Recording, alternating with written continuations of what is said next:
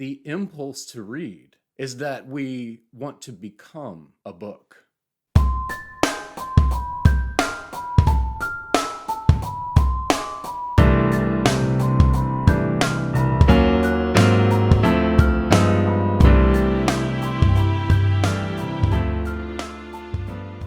Hey everybody, thank you so much for watching Leaf by Leaf. Today we are wrapping up the Why Do We Read Fiction series. This is a series that I started at the beginning of this year, investigating not why should we read fiction, but rather why do we read fiction. And I stress do and fiction. So not why do we read, what has caused the human species to become readers, not why should we read in terms of gathering information, expanding our ability to articulate, and so on like that. The usual things, increasing vocabulary, increasing empathy, things like this. They're all valid, of course, but why do we keep coming back again and again to specifically fiction? It took us into rereading because that sort of intensifies or clarifies what I'm getting at, because rereading the same books over and over again, the same fictional books, also kind of pushes aside arguments in the vein of catharsis or entertainment, which all of those are of course valid as well. But I'm getting at, why do we keep going back again and again to Virginia Woolf's books? We keep going back again and again to Moby Dick. Seinfeld, in one of his episodes, famously cited Moby Dick specifically to question why people even keep books that they've read once, because he says something along the lines of, it's not like he's gonna suddenly catch the whale this time when you read it, or something like that. And today, to wrap things up, we're going in a very unexpected direction, or at least a direction that I didn't expect. In fact, if you remember after the sabbatical with episode 7, I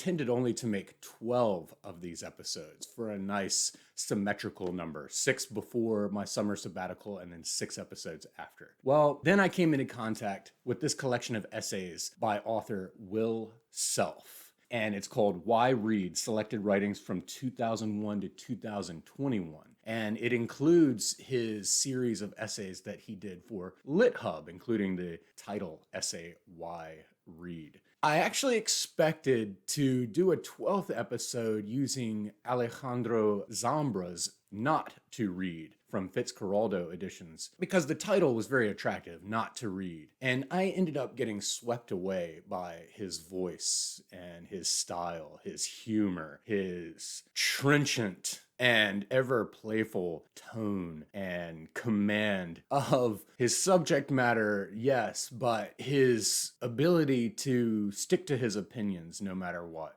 And by the end of the book, which I just sort of found to be these literary decadent comestibles, I realized that I didn't really get anything from it, as I suspected I would, to bring into this series. And just based on the title, I thought, this kind of negative spin on things, why do we read fiction, and then taking this book not to read, would be a really cool and possibly dialectical close to the series. But I ended up just having a ton of fun, and I highly recommend that collection on its own. Then I read Will Self's essays. And the funny thing about this is that, yes, I absolutely did get something, obviously, that I feel is appropriate to bring this series to a close. But what I found really interesting was that the very idea that I'm taking from Self's essays is an idea that he proposes to sweep away from a proper answer to why read. Now, we have to bear in mind that Self is approaching the idea of why should we read, not why do we read. But nonetheless, he offers this idea only to then say, it can't be that. That's ridiculous. So let us continue our investigation. And when he first presented it, I too laughed and thought, yeah, of course, that's not it. But it stuck with me. It lodged in my mind and nagged at me. Seriously, for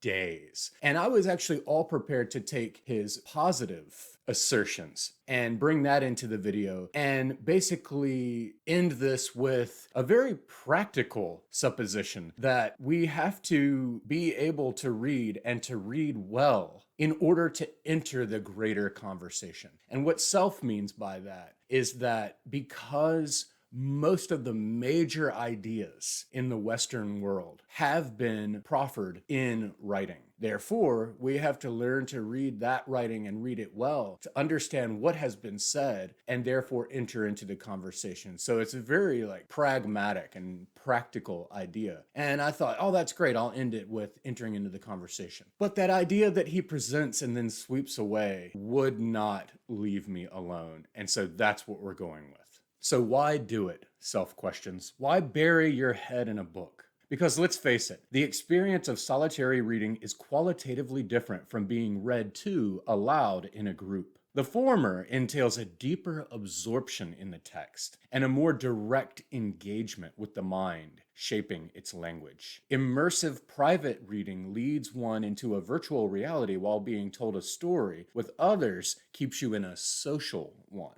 Later, he refers to the free play of your imagination and the stimulation of your intellect, which gets at what we explored in the ludic impulse with Matei Kalinescu's rereading. He says, but as to why it should be reading specifically that enables all of this, and what other values we project onto this ability, these are different questions. So Self is interested in going a little further than just citing the reasons we read. He wants to know why.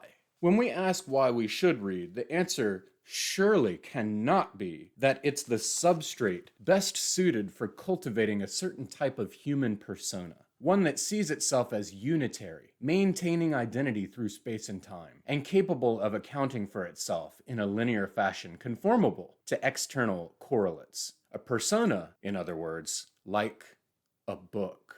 Basically, the assertion here is that the impulse to read is that we want to become a book. And like I read, he's saying, surely that can't be it, or that's not a satisfactory answer to why we should read. And I see what he's saying there, because obviously it's probably largely unsatisfying if we say why we should read is that we want to take on the persona of a book. But why do we read in the vein that we're investigating in this series? I think it rings truer and truer the more that I've thought about it. I think for some of us, myself chiefly included, in some way, we want to become the sum of all that we have read. And of course, this sum is always in flux. It's very dynamic because we're always reading. We're always adding to that sum. And so our self is always in flux. But I think about the way that I wish to be perceived. And the more that I think about the properties that come along with such thoughts, the more those properties seem to signal what I love so much about books. As they say, you are what you eat. And Will Self, in another essay, actually brings in that idiom when he talks about what we should read. They say you are the company you keep. I think that on some level, I wish for my perception or wish to be perceived, or I wish that my introduction to people would be through the display of my books. I wish that instead of it being my own dull self, that it could be foremost the sum of all I've read that is my sort of resume. When I'm in public, or especially perusing a bookstore or something like that, I almost have this visual of all of us walking around with our favorite books as a list in front of us. To me, it says so much more than what your name is and where you're from, and especially what you do for a living. Books for me represent the promise of unending uniqueness and discovery and mystery and movement. They think so much better than I do, and they explain and describe and hint so much better than I could. I think it's the same impulse coming from a reader as writers experience when someone like William Gaddis says, what do you want with the author? What do you care about the author? The author is just a human shambles that follows its work around. Or what Yeats called the bundle of accident and incoherence that sits down to breakfast. When Mircea Cartarescu in Solenoid imagines the writer covering their own body, including the insides of their eyelids, with writing. And it's different from Don Quixote's madness. Don Quixote wants to live out and act out the characters and situations from the books he has read. Whereas I want to embody or carry around the mystique of books that lingers after they have been read. And it's not that I totally disappear as a self, as it sounds like I'm wishing for. Rather, the individuated sum of all that I have read, the synthesis of all that I've read, filtered through the alembic of my consciousness, draws out and illuminates a better self, a more interesting self. Like I said, when I think of the anthropomorphized properties of a book, I see this very clearly, this impulse to become my books. The mystique of a book to me, when I think about approaching a new book that I've decided that I want to read, it embodies the promise of having something important to say that will never be exhausted. And furthermore, it's going to say it in a way that is entertaining, intelligent, and deeply moving. The list of reasons why I'm drawn to certain books nearly mirrors the properties of the type of people to whom I'm drawn. And I think that the types of people to whom we're drawn represent the type of person we wish to be. The more I think about this, and the crazier that this bibliomorphosis sounds, the more I realize that perhaps we readers who feel this impulse most acutely are those of us who feel or are intensely aware of how far short of this ideal self we fall. And so the most obsessive of we types of readers are those who are striving to construct and live out the ideal self through all that we read. Taking the idea that's also been presented in this series of that split that occurs for both writers and readers, to where there is our self and then our reading self. Another way of saying all this is that we sense that the self is fairly static.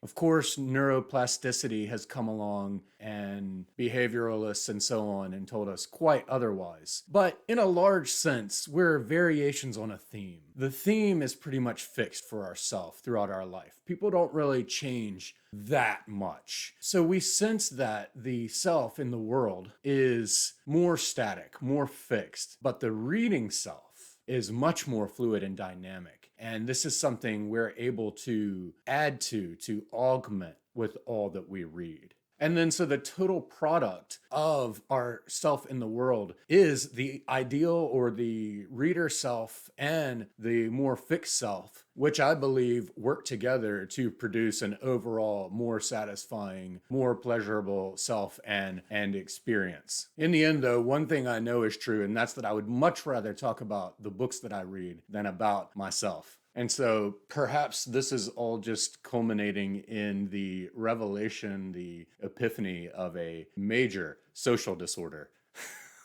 In any case, this bibliomorphic impulse has really rung true with me, and I would love to hear what you all have to say. And I hope that you have enjoyed this series. I'm trying to come up with a similar type of series for next year. I've thought about doing a series of talking about all the different reading that I've done, or all the different phases, all the different literature that has kind of constructed my reading life, and try to kind of present that in chronological order to show how my reading tastes have changed and things like that. If you have any ideas for a series I can do next year, I'd love to hear about those too. So for now, I'm going to go read, and I hope you will too.